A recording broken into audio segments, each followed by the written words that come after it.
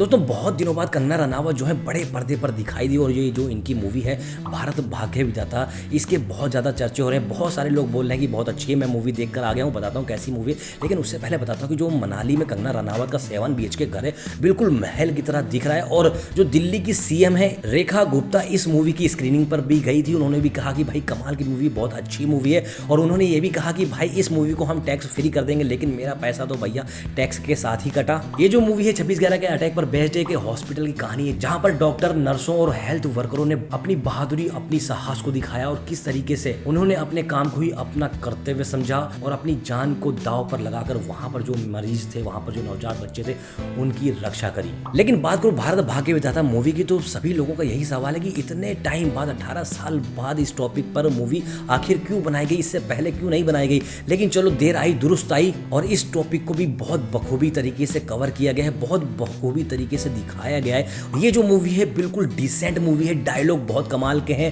Direction इस movie का बहुत कमाल का है। और ये जो मूवी है बहुत ज्यादा लंबी नहीं है, 2 घंटे की मूवी है। स्टार्टिंग में मूवी थोड़ा सा आपको हंसाएगी, लेकिन भाई इंटरवल के बाद ये मूवी जो है बहुत ज्यादा रुलाने वाली है। और आप इस मूवी में इतना खो जाते हो कि जो उस टाइम 26/11 जो अटैक हुआ था कामा हॉस्पिटल में, जो आतंकी घुसे थे, और किस तरीके से कामा हॉस्पिटल के डॉक्टरों ने, नर्सों ने और वहां के हेल्थ वर्करों ने उस हॉस्पिटल में जो प्रेग्नेंट लेडीजें थी या जो नवजात बच्चे थे और भी जो वहां पर पेशेंट थे, उनको किस तरीके से बचाया था, वही सारी चीजें इस मूवी में दिखाई गई हैं। लेकिन भाई साहब जब आप इन चीजों को देखोगे ना, तो आपको वो चीज, वो दर्द, वो साहस महसूस होगा कि भाई उस टाइम वहां पर जो लोग थे किस तरीके से उन्होंने अपनी बहादुरी का साहस दिखाया और किस तरीके से उन लोगों की मदद करी अपने जान की परवाह किए बिना। क्योंकि दोस्तों अगर मैं आज की बात करूं तो आजकल हॉस्पिटल का इतना बुरा हाल है कि पूछो ही मत। सभी लोग सिर्फ पैसा कमाने के लिए बैठे हैं, चाहे गार्ड हो, चाहे नर्सेज हो, कोई भी हो, सबको बस पैसा चाहिए। लेकिन उस टाइम का जो वक्त था ना भाई,